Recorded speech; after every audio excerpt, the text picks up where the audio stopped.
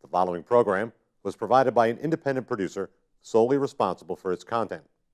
The opinions expressed do not necessarily represent the views of this station, its staff, board of directors, or underwriters.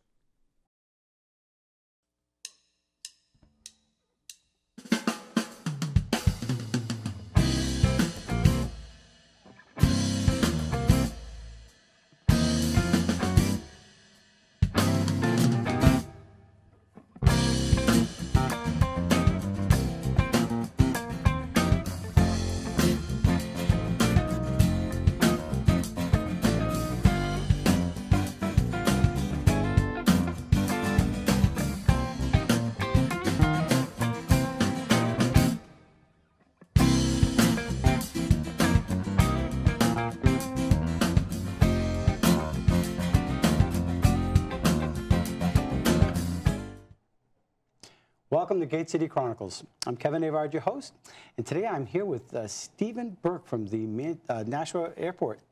What's the official name for it? It's officially known as Bourque Field. Bourque Field. Yep, but most people call it Nashua Airport or Nashua Municipal Airport. Nashua Municipal Airport. You know, I remember when I was a kid, come winter time, Christmas or just weird, any time of the year, from Harbor Ave, I could see this light. Oh yeah. Going. It's been there forever, it seems. You know, and now I have actually somebody from the airport on my TV show. Yeah, so. That's our airport beacon. Yeah. Airport beacon. Yeah. Yeah. And I wondered as a kid, where's that coming from? But well, welcome to the show. Thank you. Thank you, Senator Avard. Thank you. And you know, I invited you to the show because you invited me to one of your events, and it basically was showing. The event was about showcasing the need for the airports in our state. You know, we look at it, and you know, we don't see a whole lot of commercial, or we don't think we see a lot of commercial value to that. But the truth be told, the airports bring in about what, $1 billion worth of revenue to the state. That's what the meeting that you attended was, an update meeting for the aviation system plan that the Department of Transportation just went through. And yeah, one of the things that came out of the study, they did some economic analysis, and the airports in the state of New Hampshire contribute $1 billion to the economy. Not just the big airport. No, all of them collectively. Right. And how many airports do we have in our state? We have 25 public use airports in the state. One of those is a seasonal airport. It's Alton Bay, up on the lake. And there's some private ones, public and private. There are, yeah. There's somewhere around 180, I think, airports total, but only 25 of them are public use.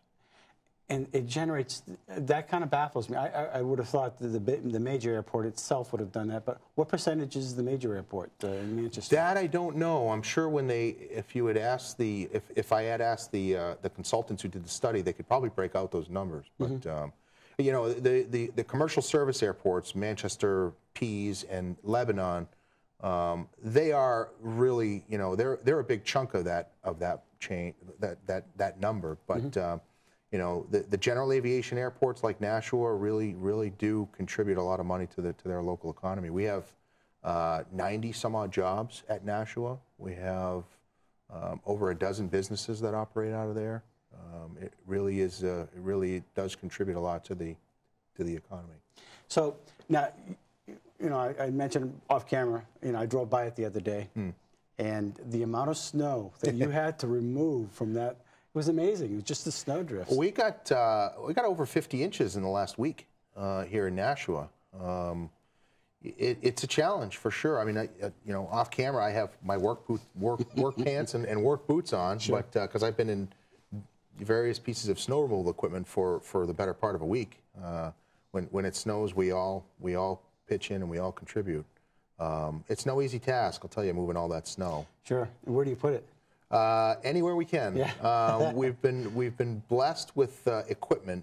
My predecessor, Roy Rankin, really did a fantastic job of procuring equipment to clear the snow. So You know, we're very blessed with the equipment that we have. Now, you're newly appointed to this position? Yeah, I've been there almost 2 years. April will be 2 years. Was it an appointment, or how did you get into this position? I applied. Yeah. Yeah, the Roy, my predecessor, was retiring, and you know, it's a pretty tight-knit community. Word gets around pretty fast, and they had a hiring process, and I was very, very fortunate to be selected as the airport manager.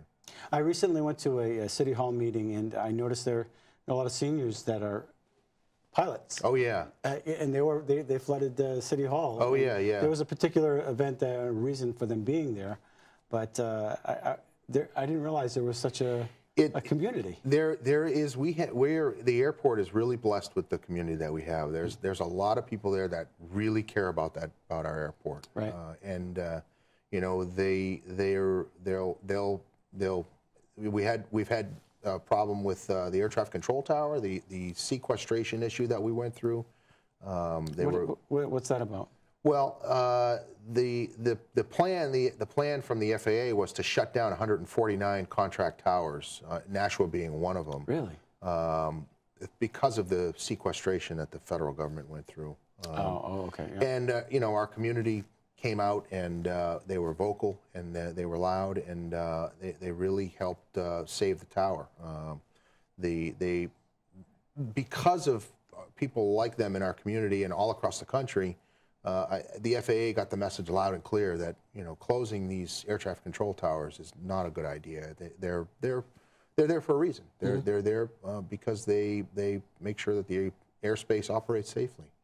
You know, when I was a kid, I don't remember seeing jets fly in there. Now we're seeing them on a regular basis. Yeah, we've got 14 jets based at the airport. We've had more in the past. The economy since '08, of course, has downturned a little bit. We're hoping to get more. Hopefully, you're not hearing them as much as you might have in the past. They've gotten a lot quieter, right? Which is good for the airport. I didn't know the runway is that big enough to sustain such a jet. Yeah, we've got a 6,000-foot runway. We had a construction project recently that moved the runway 300 feet to the northeast and also extended it 500 feet. It allows anything up to just short of commercial aircraft. Any of the corporate-sized jets can very easily come in and out of Nashua. Really? In fact, with the extension, the 500-foot extension, bringing the runway to 6,000 feet, an aircraft, particular type of aircraft, can take off with full fuel tanks, fully loaded, and fly all the way nonstop to China out of Nashua Airport, which is really a fantastic selling point for the airport. Sure. Is there room for expanding it further? Or? There is, yeah. We are somewhat landlocked right now. There's a lot of wetlands on the airport that we have to work around, but we have some room for some additional T hangars. Mm-hmm. We have some space for additional corporate hangars. There's some factors that would need to be mitigated for the corporate hangars, but we have room to grow still. Sure. Yeah, tell me about the restaurant there. I've heard great things about it. It's the Midfield Cafe. Yeah. It's one of the best airport restaurants in the state. I've been to all of them, and that one's the best. They're open from 7 to 2, and you know the Midfield is I can't tout it enough because it's one of the places where people can just go and have a meal and be at the airport. I mean, we want people, as many people as we can, to be at the airport. We want to make people understand that, you know, the airport is a vital piece of transportation infrastructure in the city. Mm-hmm. It's a great place, you know, for those of us that love aviation. It's the best place in the world, obviously. But you know, the restaurant is in a unique spot where people can come and sit, watch airplanes, have a meal, and hopefully have the same kind of enthusiasm that those of us that love aviation really have. So are there planes that you can hire to go, say you want to go to Maine or you want to pilot meaning, you know, usually when you book on a flight, you're either thinking Boston or you're thinking of Manchester. But, you know, yeah, I just want to go up to Maine, or you just want to do a quick skirt over to Pennsylvania, or do you have flights that go there? We have a couple different charter companies on the airport. The unfortunate thing is it's a lot. The airlines kind of have that market cornered because it's a lot less expensive to hop on an airliner and go, you know, where you want to go. That's not to say that you couldn't come to Nashua Airport and fly out of there and go anywhere in the world you wanted to go. You could. Right. It would just be at a cost. Sure. We've got 3 or 4 different charter companies there. We've got 6 flight schools now. We just had a new flight school. I was going to ask you about that. Yeah. About the flight schools. What age can that start? Can you take that in high school, or? You can take it in high school. Yep. You need to be. I think you need to be 16 years old in order. Maybe it's 15 years old in order to solo. It's been a long time since I've done that. Yeah. Wow. But yeah. You can be in high school. Yeah, absolutely. Yeah, we've got a helicopter flight school there. Speaking of helicopters, Tracy and I, my wife, we like to do Mount Monadnock a few times a year, and invariably, every time we get to the summit, a helicopter flies by. It's like they know we're here. You know? But I bet it's coming from Nashua. It could be, yeah, most likely. Yeah, it probably is. And maybe it's part of their training. It's probably kind of one of the nicer landmarks to go check out if you're out on a scenic flight. Right. Yeah. But it just comes and goes around and it heads back, and it looks like it's heading back towards the Nashua area. Yeah, it's probably coming out of Nashua. So, is there a big enrollment? Are you booked with flight school? Is it constantly going? Yeah. We've seen landings, planes going up and landing quite often. We've had last year. We had about almost 60,000 operations. An operation is either a takeoff or a landing. At the airport's peak back in 2005, we had over 125,000 in 2005. So, activity has dropped off. But yeah, we're seeing an increase this year for the first time since the recession of '08, which is encouraging. Now, at that meeting that I did go to, I did mention about Daniel Webster, and at one point they were a part of the contract of part of their education. Yeah, at some correct. Point. Yep. And somebody in the background did say that they were reconsidering on renegotiating a deal again with the airport. Is that in the works at all? I mentioned we have the 6 flight schools. One of the newest ones we have is a satellite operation out of Plymouth, Massachusetts, an outfit called Pilgrim Aviation. And what they have set up with the college is what they call an articulation agreement, where a student, let's say you're a student who's taking air traffic control at the college, you can do flight training as one of your electives and get college credit for it. So it's by no means a resurrection of Daniel Webster College's flight program, but it is a way that students can do flying as their elective rather than take psychology or something like that. Right. Yeah, and actually flying a plane sounds pretty glamorous. Actually, it's a lot of fun. Do you fly? Really is. I started out flying, and I went through Daniel Webster College's flight program for quite a few years. I haven't flown in quite a few years, but I do plan on getting back into it. Now, you said a 15-year-old can possibly, 16-year-old can possibly solo. So it obviously doesn't take too many years to get a license or to be approved to fly then. You need, the FAA says you need to have 40 hours of flight instruction. 20 of that has to be with a flight instructor, if I'm not mistaken. It's been a long time since I've looked at those regulations, but yeah, I mean. And how many hours does it require to cut hair? That I don't know. A lot. Does it really? Yes. That's amazing. Yeah. Wow. Well, a lot of that's ground instruction too. So, the flight instructor, if they're doing their job properly, and most of them do a fantastic job, they're not going to sign somebody off to fly solo unless they're very comfortable that this person is capable and knows the machine and knows how to operate it and can, most importantly, get it back down onto the ground safely. Yeah, I was in a band with a guy, and the drummer, he worked Continental, and he was forever wanted to become a captain. Yeah. It took him forever, but he finally got his captain's. And He said, you know, it's a lot more work flying these little planes though than the big planes. Oh yeah, the big ones. I'm quite sure they probably do a lot of the work for you. It's all automatic, Yeah. but you know, you have to make a lot of adjustments. So I'm one of those white knuckle flyers. You know, I'm pasty when I go on. I'm pasty when I come off. Yeah. Or and sweaty, and I'm sure it's pretty safe. But you know, in one of those little planes, you must feel a lot of the wind just tossing you back and forth. There's a lot more motion, that's for sure. Yeah. Yeah, it's a lot lighter. You feel every little bump, and you can feel the wind pushing you. If you're in turbulence, it bounces around quite a bit. But that, for some of us, that's part of the fun. I mean, that to me is... That's like riding on a choppy wave with a boat. Right, exactly. Right. Yeah, that to me was part of the fun. It was a lot of fun. Interesting. Now, do some of these flights go over Pepperell and drop the parachutists? Not out of Nashua. No, Pepperell has their own strip that they use for that.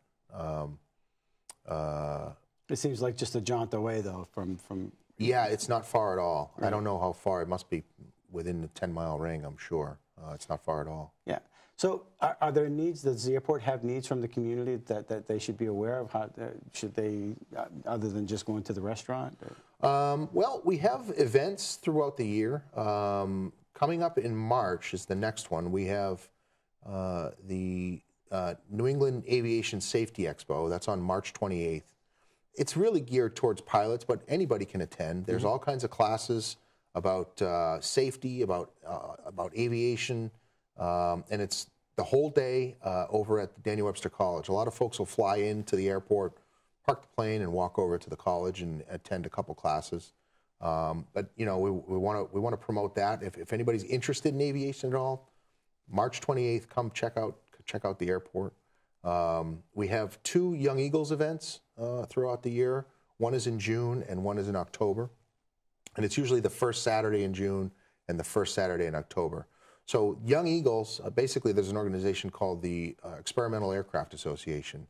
And they have this program called Young Eagles. And the idea is to try to get kids ages 8 to 17, get them in an airplane and get them hooked on aviation.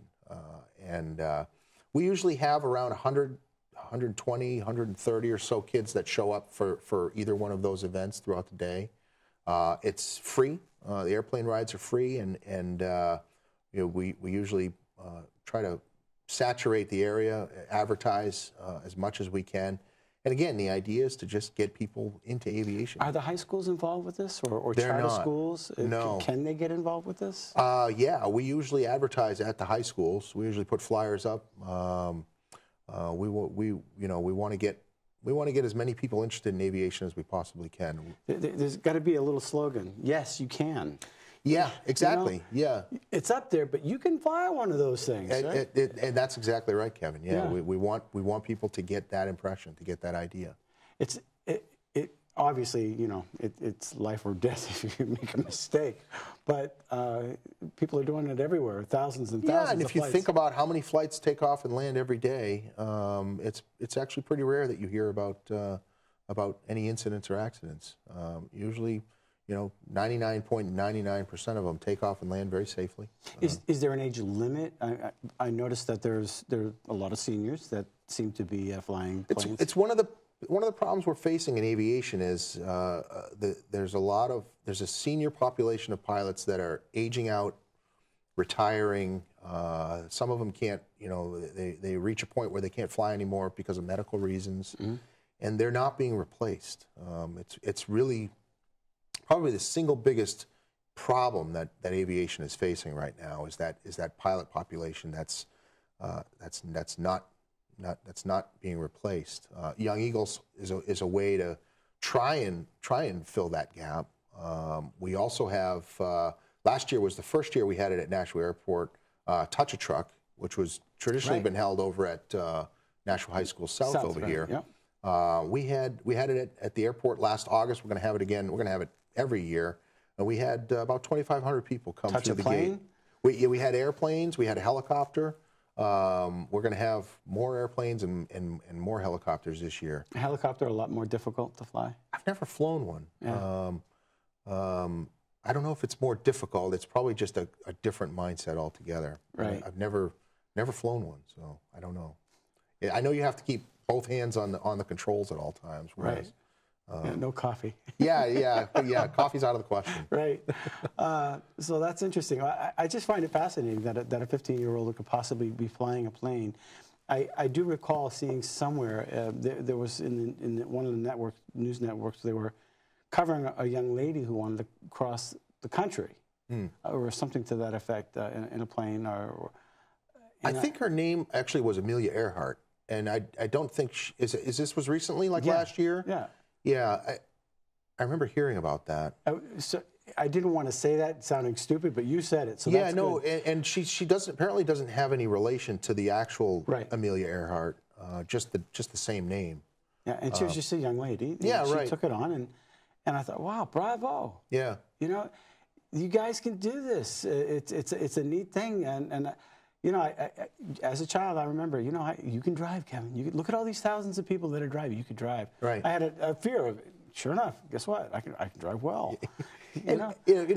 Flying an airplane, of course, you have an added dimension, but you know, like you said, anybody can be trained, and anybody can learn as long as you don't have any physical impairments that would keep you from operating an airplane. And you can take these courses right here at the airport. Yeah. Oh, yeah. Absolutely. And of course, there's a website that says. If you go to NashuaAirport.com, and there's a tab there for pilots. It has all the on-airport businesses there, the flight schools, the charter. Do some of these seniors mentor some of the youth in the aviation? Are there mentoring things? I think we need more of that. Pass it down. Yeah, absolutely. Yeah, we definitely need more of that because you know, as they retire and age out, there's skills and knowledge there that's you know, that we need to pass on to this younger generation. Right. Yeah, and high school or some of these can be used as credits into the college if they pass. And yeah, how romantic if you want to go out on a date. Hey guys, listen. Hey, I fly. Right? That's kind of cool. That can't hurt. That can't hurt. I'm a pilot. No, really, I am. You want to go for a flight? That's cool. What are the average planes that you have there? Are they, what are they called, the Cessnas? Or Cessna's a brand. We have a lot of single-engine aircraft. They're classified by weight and also by the type of aircraft. So, you know, single-engine, multi-engine, helicopter, turbine engine, which is the jets. We have anything from, you know, a simple Curtiss Jenny, which is one of the original single-engine airplanes, all the way up to a Gulfstream 5, which is a 12-passenger, the jet that I mentioned before that could take off from Nashua and go all the way to China nonstop, and everything in between. Interesting. If you wanted to take the courses there, I mean, obviously the school has planes, but now you got your license. Can you rent a plane? Sure, absolutely. Yep, you can rent a plane. You can rent it with an instructor or without an instructor. You know, once you have your private pilot certificate, you can go off on your own, rent an airplane for the day, fly anywhere you want to in New England or even farther, depending on the type aircraft. Yeah, it's really a romantic, fantastic thing. It really is. It really does sound interesting. Any final thoughts that you want to leave with our guests about the airport? Just really those dates. You know, the Young Eagles, June 7th, or the first Saturday in June and October. Touch a Truck is going to be August 8th. We want to get as many people out to the airport so that they can enjoy it as much as we do. Mm-hmm. And look into signing up to learn how to fly. Absolutely, yeah. Come down, call. You know, check out our website. Call the office. We can walk you through the whole process. When's the restaurant open? All days, 7 a.m. to 2 p.m.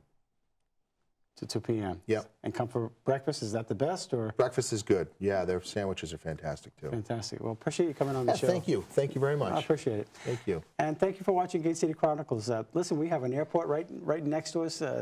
Nashua supports all the events that happen. There are all kinds of events, and we have a wonderful city. We have a wonderful city, and the airport is definitely a part of that city. And come out and support it. You know, go out to the restaurant, find a way to get involved, so that we can keep it here. And until next week, thanks for watching Gate City Chronicles. Thank you for watching Gate City Chronicles, and we want to thank our sponsor, Aardvark, the Dean of Clean. You can reach them at 603-521-2700. 7657. If you need your carpets cleaned, call Aardvarks.